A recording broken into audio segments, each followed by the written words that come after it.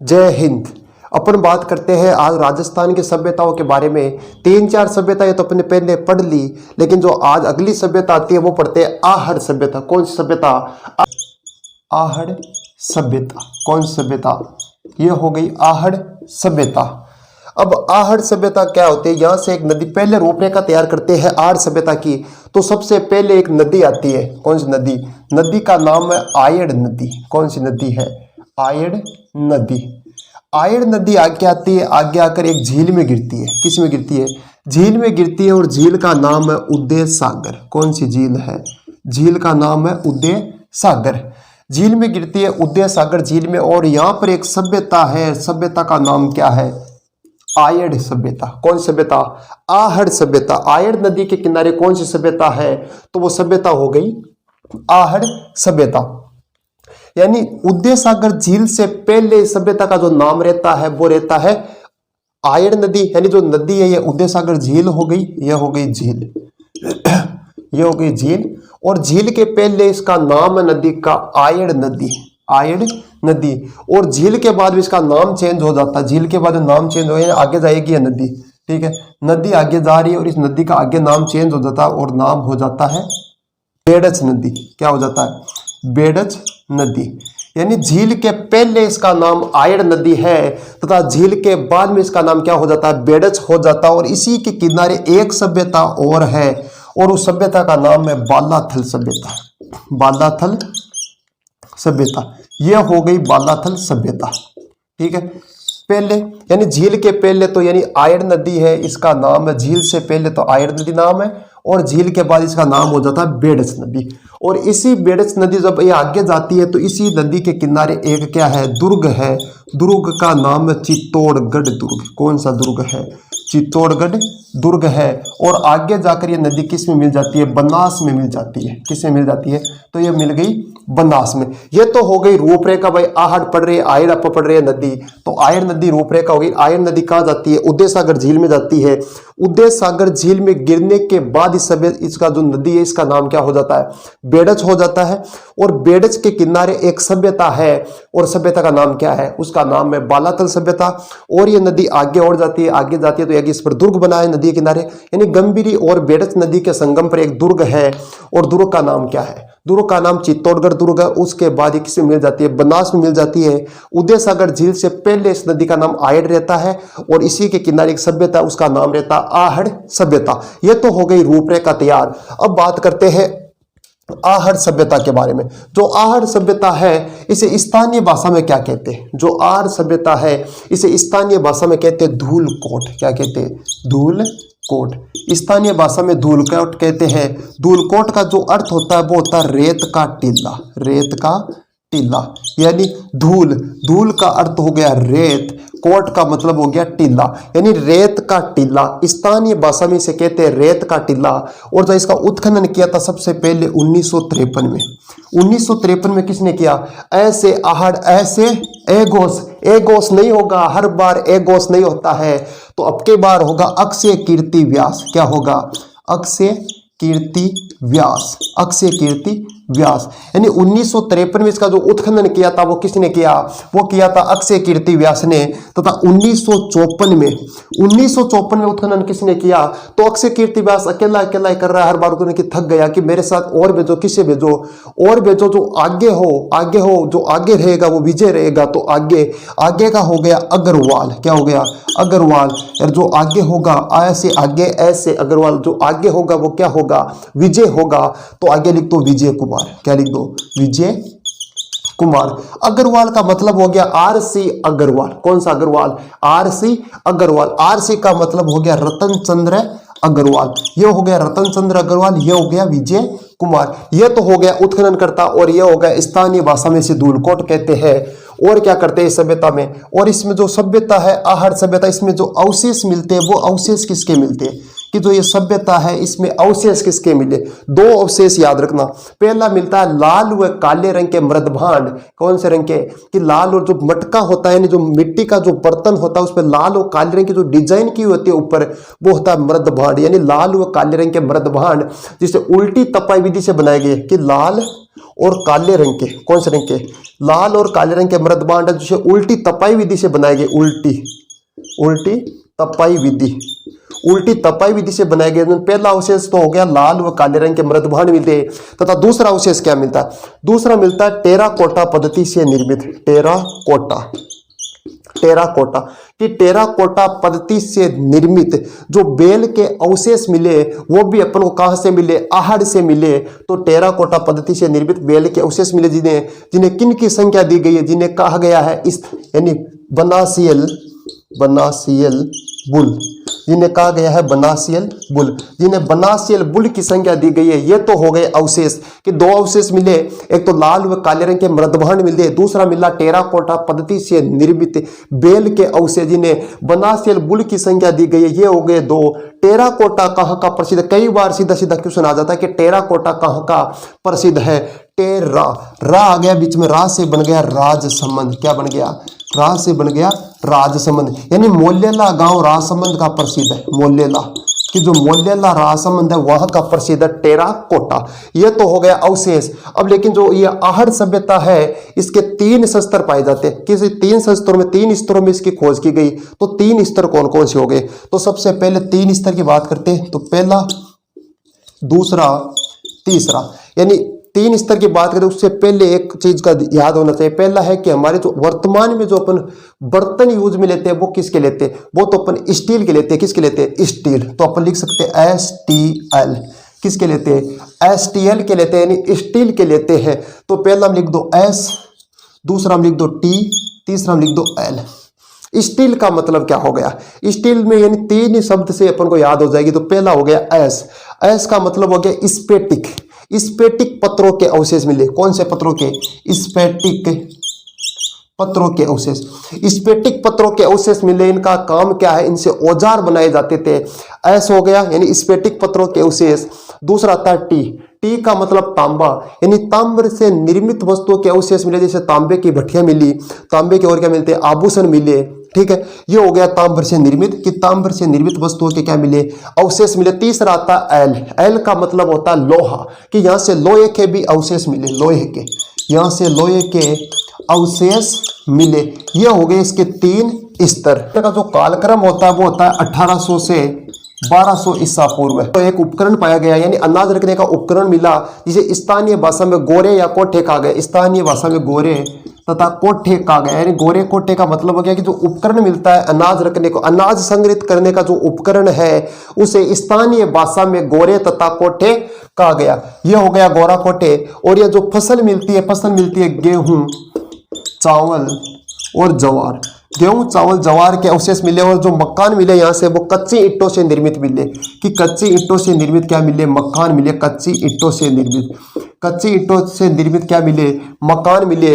यह हो गई हमारी आहड़ सभ्यता। कौन सी सभ्यता, आहड़ सभ्यता। यानी सबसे पहले बात की बनास नदी की सहायक नदी, कि जो आयड़ नदी है, आयड़ नदी किस में गिरती है, उदय सागर झील में गिरती है। तो आयड़ नदी के किनारे एक सभ्यता पनपी, उसका नाम है आहड़।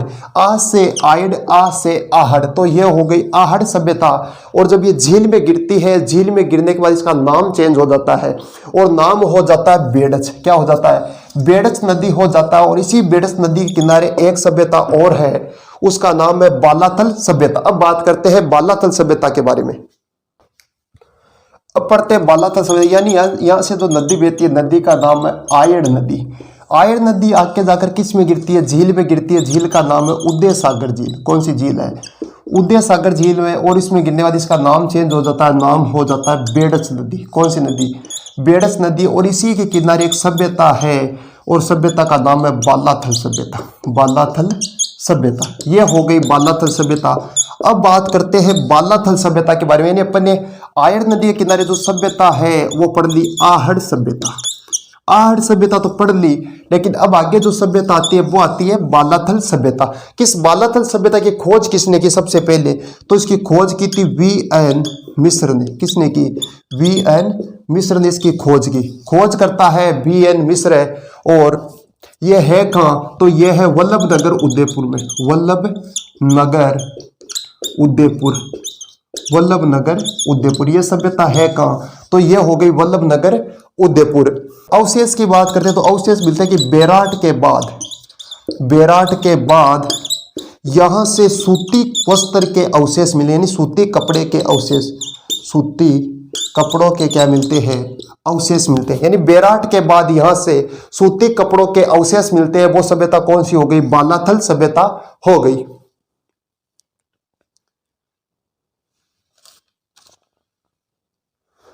और यहां से 5 लोहे को गलाने की भट्टियां मिली, 5 लोहे को गलाने की भट्टियां, लोहे को गलाने की क्या मिलती है, भट्टियां मिली, लोहे को गलाने की भट्टियां मिली। ये हो गई आहड़ सभ्यता पढ़ ली। उसके बाद में पढ़ ली बालाथल सभ्यता। अब इसे लिखने का काम बचा है ओनली, अब लिखने का काम करते हैं। आहड़ सभ्यता कौन सी सभ्यता है, आहड़ सभ्यता ये है उदयपुर में। कहाँ है, उदयपुर में। और इसका जो उत्खनन किसने किया, पहला आ गया उत्खनन। उत्खनन किया था 1953 में। और किसने किया, अक्षय कीर्ति व्यास ने, अक्षय कीर्ति व्यास। उत्खनन किया था अक्षय कीर्ति व्यास ने, अक्षय कीर्ति व्यास ने किया 1953 में। तथा जो 1954 में जो उत्खनन किया था वो किया आर.सी. अग्रवाल, आर.सी. अग्रवाल व professor Vijay Kumar, professor Vijay Kumar, RC. Agarwal और प्रोफेसर विजय कुमार है, विजय कुमार अग्रवाल और प्रोफेसर विजय कुमार हो गया। और आता है किसी स्थानीय भाषा में धूलकोट कहते हैं, स्थानीय भाषा कि जो स्थानीय भाषा है, और इसे स्थानीय भाषा में धूलकोट कहा गया, धूलकोट।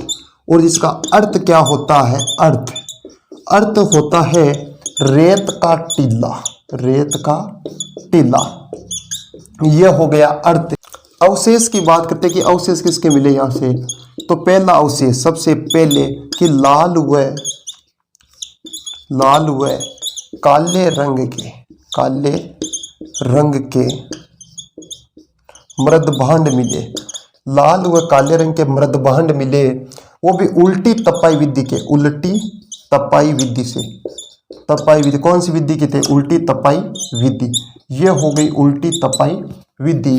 दूसरा क्या मिलता है, दूसरा मिलता है टेराकोटा पद्धति से, टेराकोटा पद्धति से, टेराकोटा पद्धति से निर्मित, टेराकोटा पद्धति से निर्मित बेल के अवशेष मिले, बेल के अवशेष मिले, टेराकोटा पद्धति से निर्मित बेल के अवशेष मिले, जिसे बनासियल बुल की संज्ञा दी गई, बनासियल बुल, बनासियल बुल,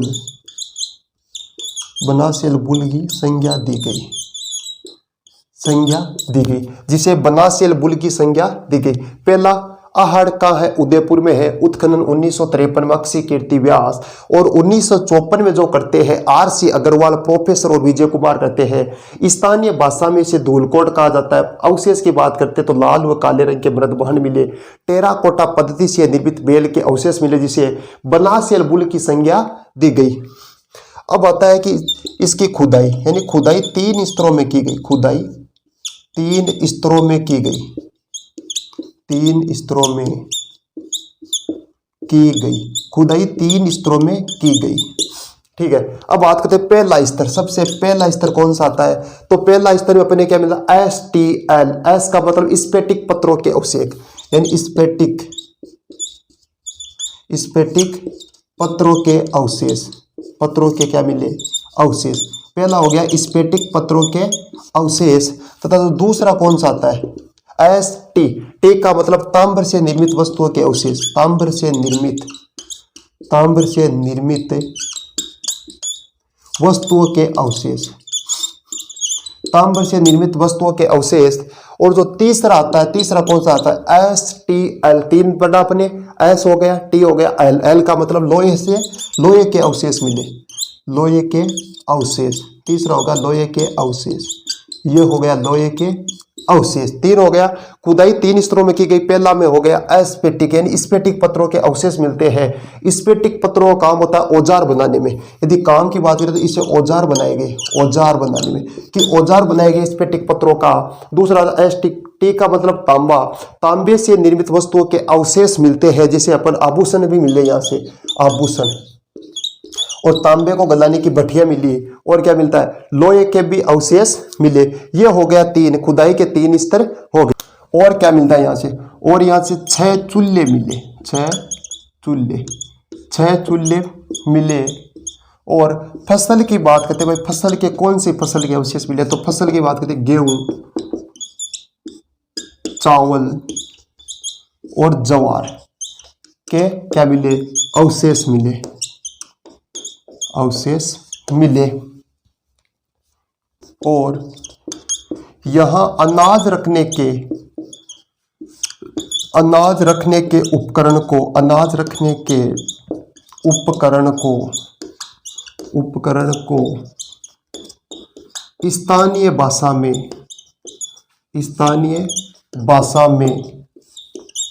स्थानीय भाषा में गोरे तथा कोठे कहा गया।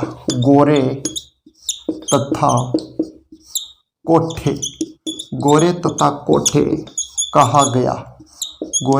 कोठे कहा गया। यहाँ से बिना हत्थे का जलपात्र मिला, यानी यहाँ से बिना हत्थे का जलपात्र मिला। यहाँ से बिना हत्थे का जलपात्र मिला। और यहाँ के लोगों का जो प्रमुख उद्योग था तांबे का। किसका था, तांबे का प्रमुख उद्योग था। यह हो गई आहड़ सभ्यता। आहड़ के बाद में आती है बालाथल सभ्यता। कौन सी सभ्यता, बालाथल सभ्यता। और बालाथल सभ्यता कहाँ है, यह है वल्लभनगर उदयपुर। यह हो गई वल्लभनगर उदयपुर। और इसकी खोज की थी वीएन मिश्र ने। खोज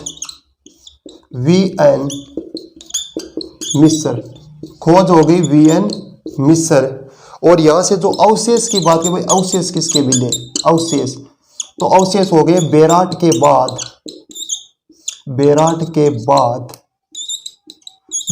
के बाद यहां से सूती वस्त्र के अवशेष मिले। सूती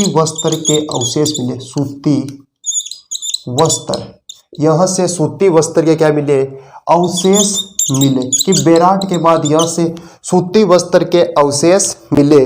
और यहां से 5 लोहे को गलाने की भट्टियां मिली। 5 लोहे को